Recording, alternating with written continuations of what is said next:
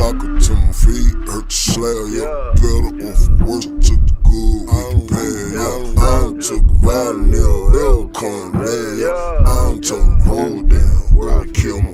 I should say learning the game back from Russell back then. Okay. Started his label, and my cousin gave him my cassette tape, and he was like, man, I'm gonna sign him, I'm gonna fuck with him. So I was headed to Houston, and he was down in Houston. So at that point, it just matched up. You know what I'm saying? And we put out Home of the Killers. Home of the Killers. That was the first. That was okay. Home of the Killers, the album. That's the album. That's the album. Yeah. Which became a single. Right. One of the first singles. One of the first. Well, I think Funky Town might have been the first single. Funky Town was the first single. Yeah. Okay. All right. So, K-Roo, all y'all hooking up. Y'all put this together, which is in H-Town, correct? Right. I was in Houston. Yeah. Like, so how did you, first of all, how did you even get to H-Town? Like, from Funky Town to H-Town, you know what I'm saying? Funny thing is, man, I was in school, and I went to Sam Houston. And I met this cat who, my partner, say what's happening, my partner Sean Smith, got the Sandaga Club. That's his spot. Okay. So, but anyway, Sean had took me to Houston. He's like, man, we finna go down here, finna introduce you to some more cats, whatever. And so I fell in love at that point. When I got there, I was like, I'm transferring schools to this motherfucker. I ain't seen all these pretty black people, you know what I'm saying, celebrating life. Right. I said, shit, I'm going to TSU. Yeah. So that's when I got to Third Ward, and man, shit just went crazy. Then I hooked up with my partner, K-Roo. K-Roo, You know what I'm saying? And man, that's when Screw was taking off, man. I found myself in the closet at Screw House rapping on one of the tapes and shit like that. On great you know tape. what I'm saying? Yeah. I don't know nothing about all this. I'm a Folkworth nigga, you feel me?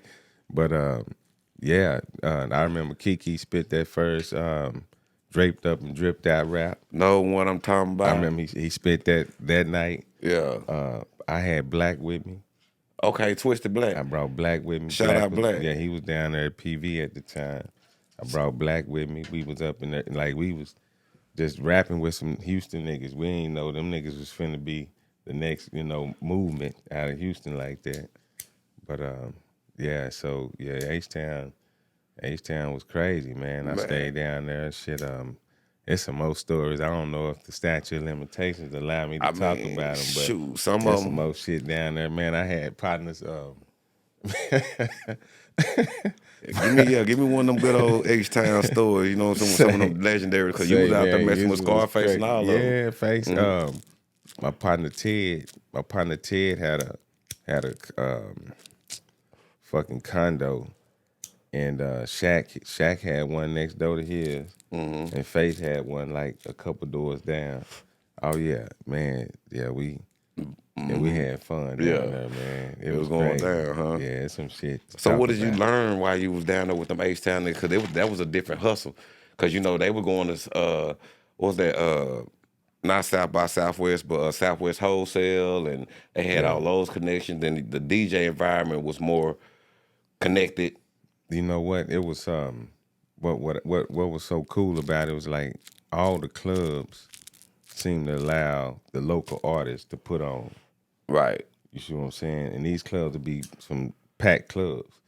So they was getting some real nice, exposure. Exposure, right. Yeah, they allowed the local artists to come put on, where you don't see that a lot. You see what I'm saying? Well, you didn't see it a lot up here.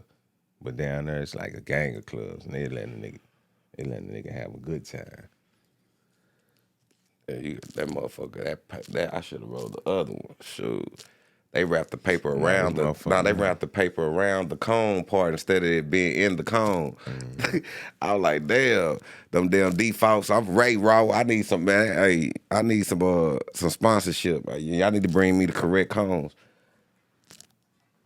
That's what I was just looking at. Right. But so so what was the thing? Yeah, the thing, Yeah, doing shows and shit, man. It was cool, man. I did shows with Biggie, Junior Mafia, Bone. Ooh. You know what I'm saying, down there. Yeah. Of course the Houston cats, you know what I'm saying, Right. did some, and man, it was cool, man. I even like, you know, we had a little chilling circuit down that way. It's some cool shit, you know, going through East Texas and Louisiana and all that old shit. I never forget. It was a memorable time. You know what I'm saying, when the Cash Money was first, and they riding around in the Suburbans and shit with fucking neon lights in the window and shit saying Cash Money Records and shit like that. Right. And them niggas, man, doing shows with them niggas and shit. Like, yeah, that was some crazy shit back then. That was the cool days. That was when music was really music. You know what I'm saying? Because the kids these days, they going back to that. You know what I'm saying? At least they sampling it and putting it in their music today. You know, so like with Cash Money and all them, this H-Town, being on the road, doing these shows, you know, like, what was your deal consist of? Like, you know, like, what was y'all independent and y'all was just selling out the trunk? Or like, how did y'all? Man, it's interesting you say that. We was independent, definitely, and you probably aware that like we had got approached by an opportunity with No Limit, which ended up it was a cool little situation because I got to put a record on one of Master P's albums. Well, Down South Hustlers, right? Down South Hustlers, yeah. My record is My Woman. Right. Yeah, and you know, of course, you know, my partner, he was a kind of arrogant cat, so he was like, you know what I'm saying, nah, man, I ain't, you know, P want to sign everybody. I ain't releasing. I can do what he doing. You know what I'm saying? I can do the shit he doing. Right. So that ended That's up. some Texas shit. You feel me? Yeah. So that ended up keeping me, you know what I'm talking about, locked in with them, with the homie. And he did right. I mean, you know what I'm saying? We you know what I mean? I think he did what, you know, we did what the best our knowledge could do. You know what I mean? As far as our knowledge could take us in this game. Okay. But yeah, I think he should have let me go with P back then. You should have went, so you were ready to sign with P, basically. You know what I'm saying? Well, like, I mean, you know what I'm saying? Like, you know what I mean? I had, you know what I'm talking about? You talking about a kid that, you know, ideas was bright. You know what I'm saying? And it's like it was going to take I want to say like a complete package to make this, you know, grow into what you wanted to grow into. That's the marketing and, you know what I'm talking about, having somebody to understand marketing and promoting and shit like that. But yeah, marketing promotion is hard for one thing. For sure. And then having a massive team to keep them on the road and keep your records, you know, taking them to the moms and pops on consignment and stuff like that. That's a task. Yeah. You know, like, but P being with that, he can make sure that shit done, you know, because he already had stores. And he had a machine behind him. He had a machine. What, Priority was it? Priority. Yeah, he had a machine behind him. So how did you hook up with P to get on the Down South Hustler album? So the thing is, we hit the Billboard. Correct, with the Home of the Killers album. Home of the Killers album. So P being a smart businessman, P went through regions, okay, and would get any artist that had traction.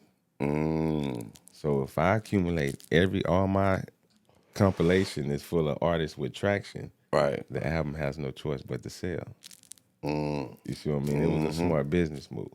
It was a smart business move because not only did he have y'all on there, he also had PKO. Oh yeah. Well, Cottonmouth and them. What I'm saying? Yeah. Every region. He went to, yeah. In the South, pretty much, and found the artists that had some traction. As long as you had 5,000 listeners, right. If I can get, and he had the double album. He had like 40 fucking songs. So it might have been like 20 artists on the record, at least 20, 25. Hold that back part, you good. But so with that, you saying what? Like What took you motherfuckers so long? We were stuck in traffic. I could have walked the way I wanted to go. Man, I love you. Shit. Done fucked up my high. Give me a light.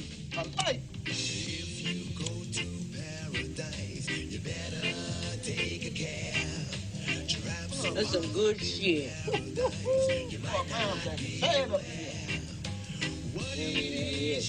Where you get that shit from, Mom? I got it from Colombia, motherfucker.